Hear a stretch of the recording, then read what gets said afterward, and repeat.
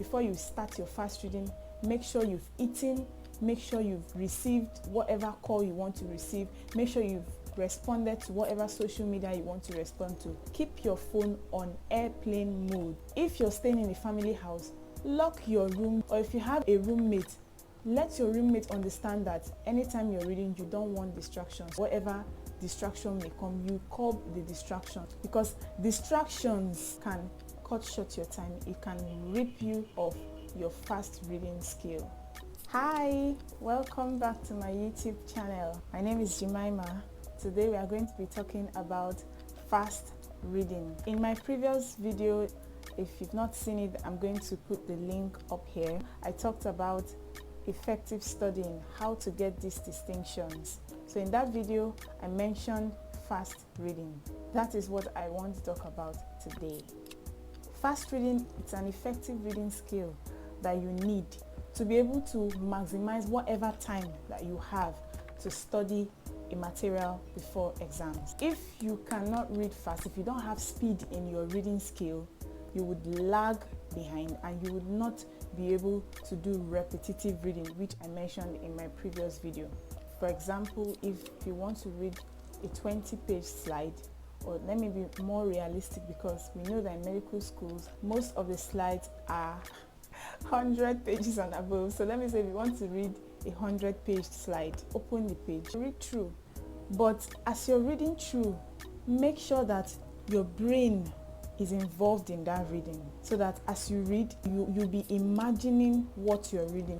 For example, if you're reading about enzyme activity or types of enzymes or the rate of enzyme reaction, as you're reading it, make sure that your mind is in what you're reading. Don't be reading and be thinking about the food you have on the fire that you're cooking. Don't be reading and be thinking about your loved one. Don't be reading and be thinking about something else. Let your mind be in whatever you're reading. That is one thing that will make you to read fast, because there are times that you're doing passive reading and you read, and after you've gone through some pages, you remember that you've forgotten to understand. It happens when you're absent-minded. Bring your mind down to what you are doing. Don't be absent-minded when you're reading. Another point is that when you're doing fast reading, don't go back. If you read through and you pass a page and you go to the next page, and in the next page you're reading about something that was referenced in the previous page, if you try to recall it and you cannot recall it, don't go back. Resist the temptation to flip through the previous pages that you've read to recall whatever you've read already. Don't do that. Instead, what I do is, as I read through the pages, remember when I say active reading, not passive reading. When I read through the pages actively and I get to a page that is talking about something I've read before, if I try to recall it and I can't recall it, I don't go back, because if I go back, I'll be wasting my time. Rather, the next time I'm reading that material again, this time around, your brain will have that consciousness when reading that aspect that you forgot. Your brain will have that consciousness that, oh, last time I read this, I forgot it though. This time around, your brain will pay more attention, and you will discover that when you get to that page again and you try to recall, you will recall it this time, because your brain was more conscious when you were reading it. Another thing that will hinder an effective fast reading, what will hinder your reading speed, is if you are reading and jotting down.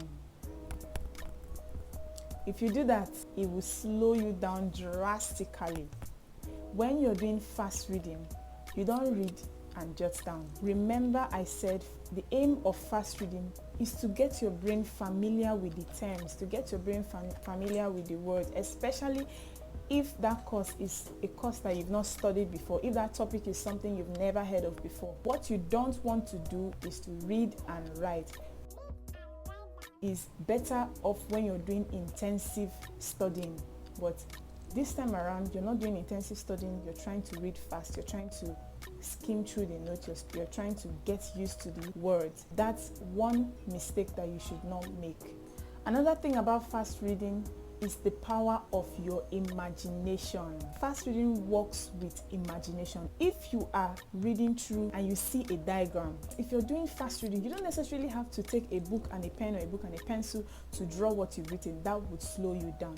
Instead, look at the diagram, look at the labeling on the diagram, imagine it in your brain and try to draw it on the air. Yes, that's the power of imagination. If you try to draw it in the air and you miss something else, move on. Next time you're reading through that material again and you get to that page, your brain will pay more attention to whatever labeling you missed last time or whatever part of the diagram that you missed last time. Another thing about effective fast reading is managing your time. Take out distractions. Don't sit down to do fast reading and have your phone beside you, have your social media on, or you have a plate of food beside you. That will slow you down. If you're doing fast reading and you receive a notification or you receive a call and you stop your reading to receive that call, trust me, when you come back to read, you would miss it. Let that flow continue. Don't allow anything cut short your flow when you're doing fast reading. Try to maximize the time as possible. Another tip for effective fast reading is set a goal. When you set a goal and set a time to that goal, your brain would have that mindset that there is a time out. When you set a goal and set a time to achieve that goal, your brain will have that mindset that it has a target. So, for example, if you have a topic to read, set a time that you're expected to finish reading that topic. What I do is I set an alarm on my phone. After 1 hour, my alarm will ring. So if I read through that topic, I have that mindset that in 1 hour time, I'm expected to finish this topic. When your brain has a consciousness that it is being monitored, it's just, for example, you have a target to hit and then you have your boss breathing down your neck. You are going to finish up that target in record time. So that is how it works. If your brain knows that you have 1 hour to finish reading a particular material, it will do its possible best to finish reading what you have to read through in that 1 hour. It will help to cut short unnecessary flipping back and forth and distraction here and there. If you feel that I've missed out any tip, please don't hesitate to drop down the tip in the comments below. If you've tried out any tip and it worked for you, don't hesitate to comment below. If you watched this video to this point, I am so grateful. Thank you so much for watching. If you like this video, please give this video a thumbs up. And if you like this content, please subscribe to my channel so that when I release another video, you would see the video. I release videos every Wednesdays and Saturdays. Thank you for watching. Bye.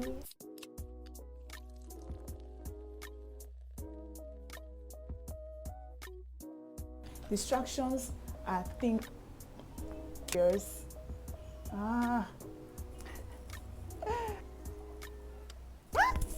Oh my God.